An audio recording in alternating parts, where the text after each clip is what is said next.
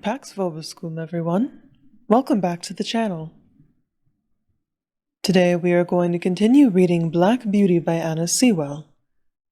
We will be finishing up part 1 of the book and also dipping a little bit into part 2, beginning with chapter 20, Joe Green.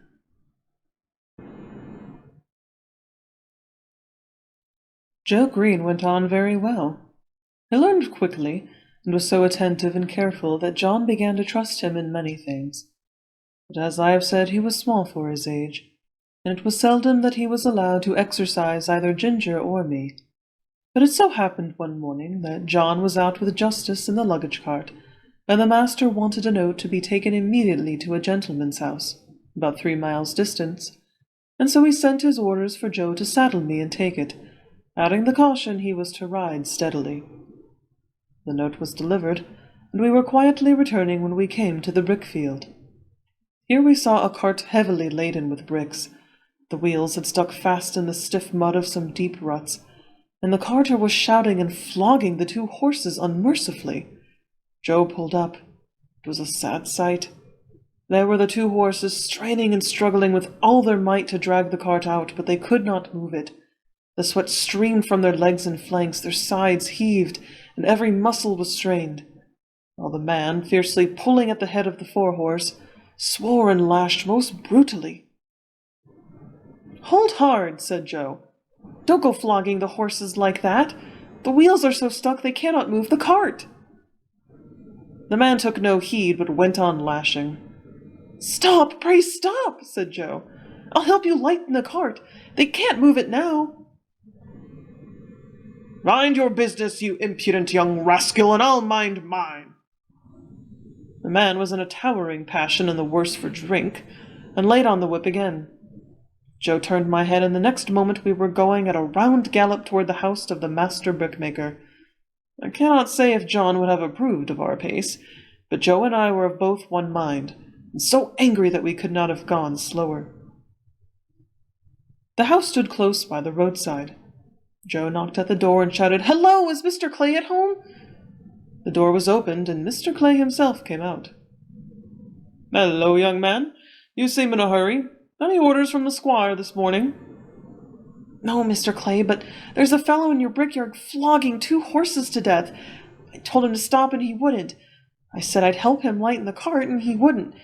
So I've come to tell you. Pray, sir, go!" Joe's voice shook with excitement. "Thank ye, my lad," said the man, running in for his hat, and pausing for a moment. "Will you give evidence of what you saw if I should bring the fellow up before a magistrate?" "That I will," said Joe, "and glad too." The man was gone, and we were on our way at home at a smart trot. "Why, what's the matter with you, Joe? You look angry all over," said John, as the boy flung himself from the saddle.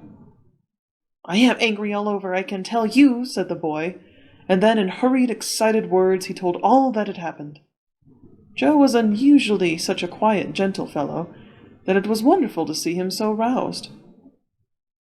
"Right, Joe, you did right, my boy, whether the fellow gets a summons or not. Many folks would have ridden on by and said it was not their business to interfere. Now I say that with cruelty and oppression it is everybody's business to interfere when they see it. You did right, my boy." Joe was quite calm by this time, and proud that John approved of him, and cleaned out my feet and rubbed me down with a firmer hand than usual. They were just going home to dinner when the footman came down to the stable to say that Joe was wanted directly in the master's private room. There was a man brought up for ill-using horses, and Joe's evidence was wanted. The boy flushed up to his forehead, and his eyes sparkled. "They shall have it," said he. "Put yourself a bit straight," said John. Joe gave a pull at his necktie and a twitch of his jacket, and was off in a moment.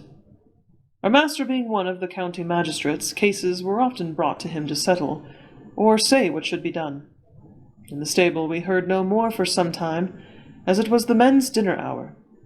But when Joe came next into the stable, I saw he was high in spirits.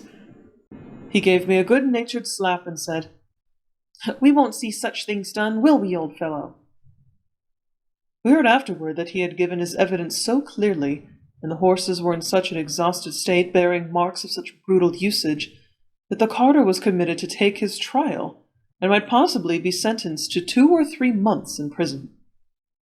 It was wonderful that a change came over Joe. John laughed and said he had grown an inch taller in that week, and I believe he had. He was just as kind and gentle as before, but there was more purpose and determination in all that he did, as if he had jumped at once from a boy into a man.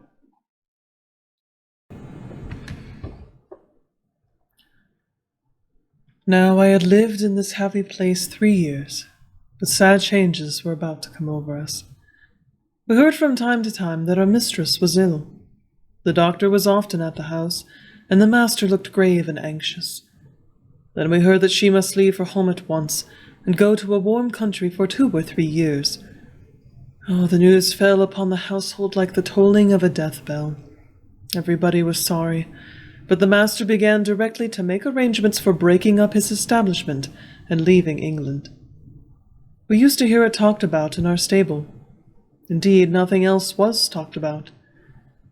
John went about his work silent and sad, and Joe scarcely whistled.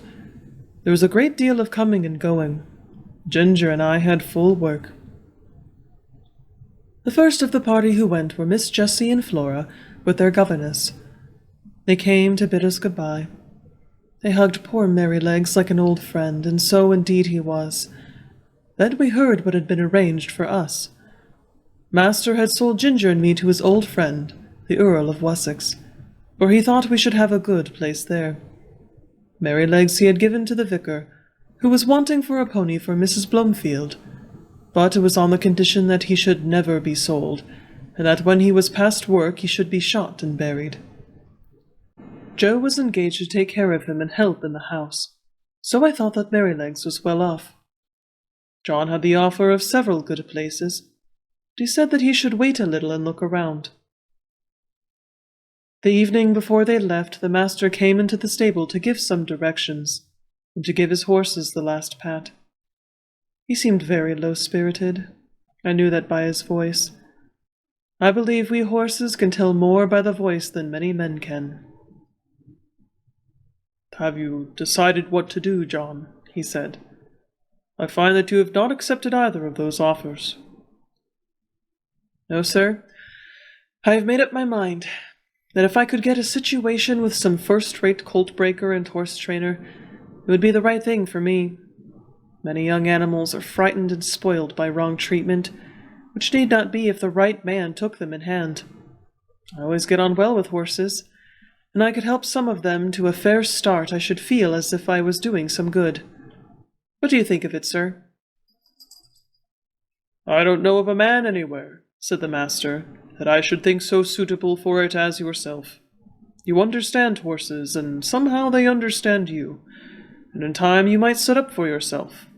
I think you could not do better. If in any way I can help you, write to me. I shall speak to my agent in London and leave your character with him." Master gave John the name and address, and then he thanked him for his long and faithful service, but it was too much for John. "Pray, sir, don't, sir. I can't bear it. You and my dear mistress have done so much for me that I could never repay it. But we shall never forget you, sir, and please God, we may some day see mistress back again like herself. We must keep up hope, sir." Master gave John his hand, but he did not speak, and they both left the stable. The last sad day had come. The footman and the heavy luggage had gone off the day before. There were only the master and mistress and her maid. Ginger and I brought the carriage up to the hall door for the last time. The servants brought out cushions and rugs and many other things. And when we were all arranged, the master came down the steps carrying the mistress in his arms. I was on the side next to the house and could see all that went on. He placed her carefully in the carriage while the house servants stood round crying. "Goodbye again," he said. "We shall not forget any of you." And he got in. "Drive on, John." Joe jumped up, and we trotted slowly through the park and through the village, where the people were standing at their doors to have one last look and say, "God bless them." When we reached the railway station, I think Mistress walked from the carriage to the waiting room. I heard her say in her own sweet voice, "Goodbye, John. God bless you." I felt the rein twitch, but John made no answer. Perhaps he could not speak. As soon as Joe had taken the things out of the carriage, John called him to stand by the horses while he went to the platform. Poor Joe. He stood close up to our heads to hide his tears. Very soon the train came puffing up to the station. In 2 or 3 minutes and the doors were slammed to. The guard whistled and the train glided away, leaving behind it only clouds of white smoke and some very heavy hearts. When it was quite out of sight, John came back. "We shall never see her again," he said. "Never." He took the reins, mounted the box, and with Joe drove slowly home. But it was not our home now.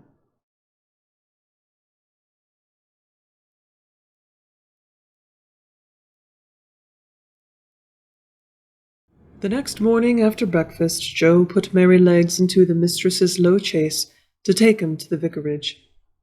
He came first and said good-bye to us, and Merrylegs neighed to us from the yard. Then John put the saddle on Ginger and the leading rein on me, and rode us across the country about 15 miles to Urshel Park, where the Earl of Wessex lived. There was a very fine house and a great deal of stabling. We went into the yard through a stoned gateway, and John asked for Mr. York. It was some time before he came. He was a fine-looking, middle-aged man, and his voice said at once that he expected to be obeyed. He was very friendly and polite to John, and after giving us a slight look, he called a groom to take us to our boxes, and invited John to take some refreshment. We were taken to a light, airy stable, and placed in boxes adjoining each other, where we were rubbed down and fed. In about half an hour, John and Mr. York, who was to be our new coachman, came in to see us. "Now, Mr. Manley," he said, after carefully looking at us both, "I can see no fault in these horses, but we all know that horses have their peculiarities as well as men, that sometimes they need different treatment. Should like to know if there is anything particular in either of these that you would like to mention?" "Well," said John, "I don't believe there is a better pair of horses in the country, and right grieved I am to part with them. But they are not alike. The black one is the most perfect temper I ever knew. I suppose he has never known a hard word or a blow since he was foaled, and all his pleasure seems to be to do what you wish. But the chestnut, I fancy, must have had bad treatment. We heard as much from the dealer. She came to us snappish and suspicious, but when she found what sort of place ours was, it all went off by degrees. For 3 years I have never seen the smallest sign of temper, and if she is well treated, there is not a better, more willing animal than she is. But she is naturally a more irritable constitution than the black horse. Flies tease her more. Anything wrong in the harness frets her more, and if she were ill-used or unfairly treated, she would not be likely to give tit for tat. You know that many high-mettled horses will do so." "Of course," said York. "I quite understand. But you know it is not easy in stables like these to have all the grooms just what they should be. I do my best, and there I must leave it. I will remember what you have said about the mare." They were going out of the stable when John stopped and said, "I had better mention that we have never used the check rein with either of them. The black horse has never had one, and the dealer said it was the gag bit that spoiled the other's temper." "Well," said York, "if they come here, they must wear the check rein. I prefer the loose rein myself, and his lordship is always very reasonable about horses. But my lady, that's another thing.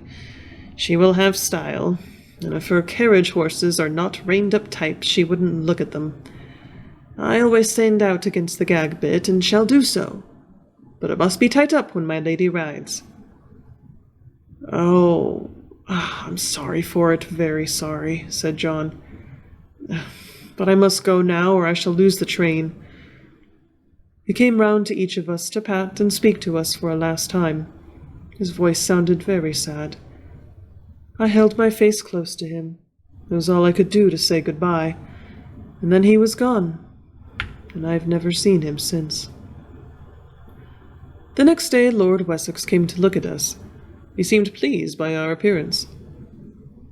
"I have great confidence in these horses," he said, "from the character my friend Mr. Gordon has given me of them. Of course they are not a match in colour, but my idea is that they will do very well for the carriage while they are in the country.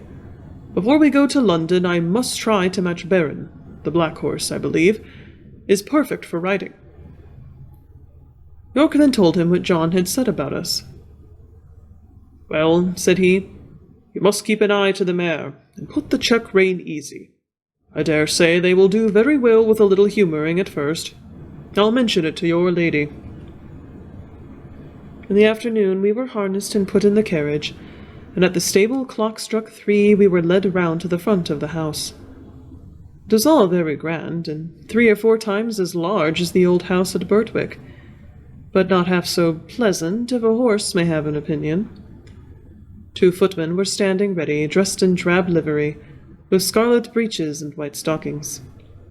Presently we heard the rustling sound of silk as my lady came down the flight of stone steps. She stepped round to look at us. She was a tall, proud-looking woman, and did not seem pleased about something, but she said nothing and got into the carriage. This was the first time wearing a check-rein, and I must say, though certainly a nuisance not being able to get my head down now and then, it did not pull my head higher than I was accustomed to carry it. I felt anxious about Ginger, but she seemed to be quiet and content. The next day at 3 o'clock we were again at the door, and the footman as before. We heard the silk dress rustle and the lady come down the steps, and in an imperious voice she said, "York, you must put those horses' heads up higher. They are not fit to be seen." York got down and said very respectfully, "I beg your pardon, my lady, but these horses have not been reined up for 3 years. My lord said it would be safer to bring it to them by degrees. But if your ladyship pleases, I can take them up a little more." "Do so," she said. York came round to our heads and shortened the rein himself, 1 hole, I think, though every little makes a difference, be it for better or worse, and that day we had a steep hill to go up. Then I began to understand what I had heard of. Of course, I wanted to put my head forward and take the carriage up with a will, as we had been used to do. But no, I had to pull with my head up now, and that took all the spirit out of me, and the strain came on my back and legs. When we came in, Ginger said, "Now you see what it is like. But this is not bad, and if it does not get much worse than this, I shall say nothing about it, for we are well treated here. But if they strain me up tight, why, let them look out. I can't bear it, and I won't." Day by day, hole by hole, our bearing reins were shortened, and instead of looking forward with pleasure to having my harness put on, as I used to, I began to dread it. Ginger, too, seemed restless, though she said very little. At last I thought the worst was over. For several days there was no more shortening, and I determined to make the best of it and do my duty, though now it was a constant harass instead of pleasure. But the worst was yet to come.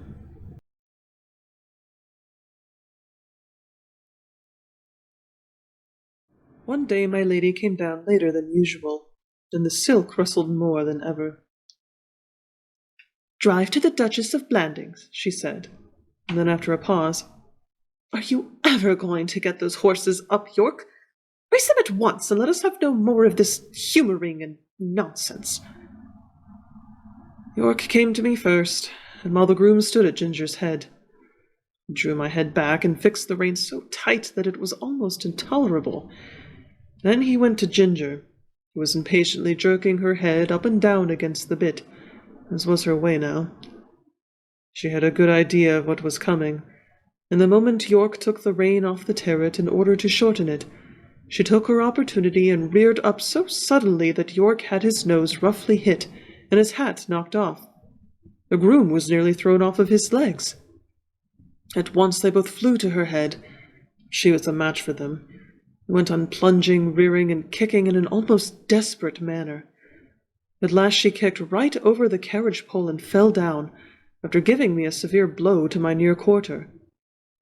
There was no knowing what further mischief she might have done had not York promptly sat himself down flat on her head to prevent her struggling, at the same time calling out, "Unbuckle the black horse! Run for the winch and unscrew the carriage pole! Cut the trace here, somebody, if you can't unhitch it!" One of the footmen ran for the winch, and another brought a knife from the house. The groom soon set me free from Ginger in the carriage and led me to my box. He had just turned me in, and as I was, and ran back to York. I was much excited by what had happened, and if I had ever been used to kick or rear, I am sure I should have done that just then.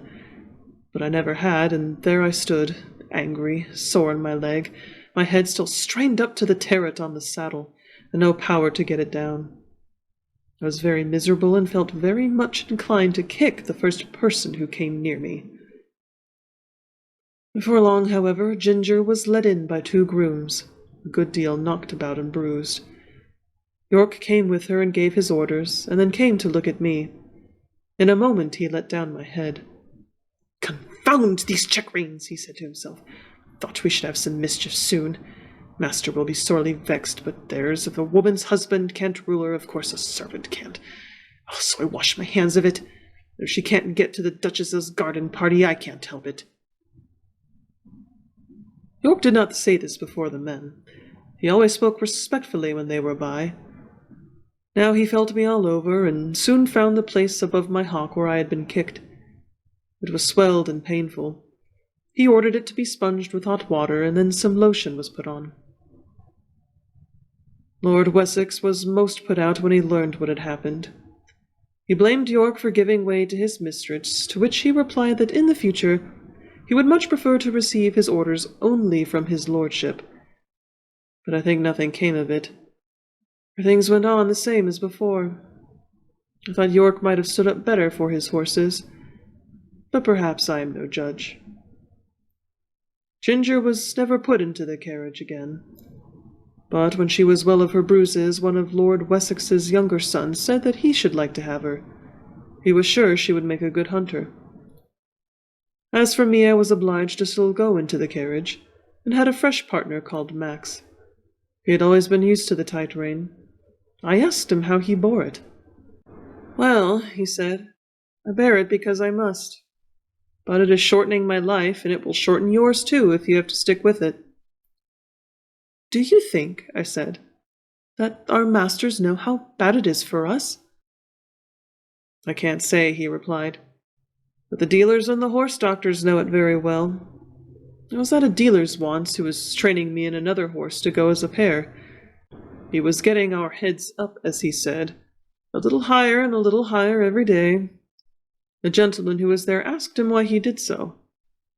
"Because," said he, "people won't buy them unless we do. The London people always want their horses to carry their heads high and to step high. Of course it is very bad for the horses, but then it is good for trade. The horses soon wear up or get diseased, and then they come for another pair." "That," said Max, "is what he said in my hearing, and you can judge that for yourself." What I suffered with that rein for 4 long months in my lady's carriage, it would be hard to describe. But I'm quite sure that had it lasted a bit longer, either my health or my temper would have given way. Before that I never knew what it was to foam at the mouth. And now the action of the sharp bit on my tongue and jaw, and the constrained posture of my head and throat, always caused me to froth at the mouth more or less. Some people think it very fine to see this and say, "What fine-spirited creatures!" But it is just as unnatural for horses as for men to foam at the mouth, and it is a sure sign of some discomfort, and should be attended to. Besides this, there was pressure on my windpipe, which often made my breathing very uncomfortable, and when I returned from my work, my neck and chest were strained and painful, my mouth and tongue tender, and I felt worn and depressed. My old home, I always knew that John and my master were my friends. But here, although in many ways I was well treated, I had no friend. York might have known, and very likely did know, how the rain harassed me, but I suppose he took it as a matter of course that it could not be helped. At any rate, nothing was done to relieve me. And that concludes our portions of reading today from Black Beauty by Anna Sewell. This section of the book leading into part 2 always makes me quite sad, especially when we realize that, Merrylegs, Black Beauty, and Ginger were only together, really, and living in relative harmony and peace for only 3 years. I'm sure, as everyone knows, the years seem to go on faster and faster, and 3 years can disappear in the blink of an eye. I know myself just being where I am now and realizing I've been here for 5 years already. It doesn't feel real, honestly. And to sit there and know that Black Beauty really only experienced this sort of true joy and family and companionship for 3 years, it saddens me greatly. And then, of course, I think it's a very interesting juxtaposition, I can't speak suddenly, between where he lived before at Birtwick to now where he lives, at the Grand Estate, we'll call it. And he says, I really shouldn't have too much to complain about. I am treated very well, but I don't have a friend. My needs are taken care of, I'm stabled, but I don't feel loved, taken care of. I don't feel treated more than just some means of fashionable transportation. And that chapter resonates with me greatly because that is something that I've experienced in a relationship, actually. This feeling of, always holding one's head high, fashion, keeping one's head up, looking the part, being very, outwardly, high-spirited, proud, fashionable. But it puts a strain on you, and you can't keep it up forever, and it makes it difficult to sort of go on. And then on top of that, a lack of friendship, kinship, connection, being treated almost as a commodity. This resonated with me quite a bit, actually. It is something that I've experienced before, and it is a horrible feeling for anyone to have. And I think especially, terrible when you look at it from the perspective of animals. And Max, Beauty's new partner, and poor Ginger, I feel for her. But Max's new partner simply says, I put up with this because I must. It is my lot as a horse. I am at the mercy of my owners, basically.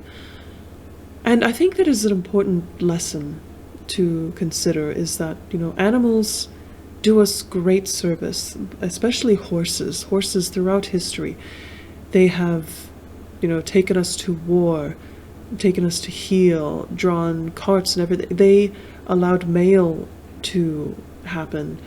Horses have built whole countries, and we are indebted to them. And horses are also fantastic companions.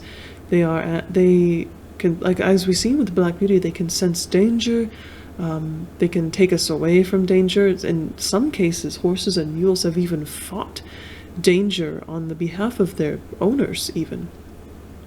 And so it is such a strange thing. And I have ridden horses in the past, and my horse Izzy, as his nickname was, absolutely crazy horse, a chestnut, of course.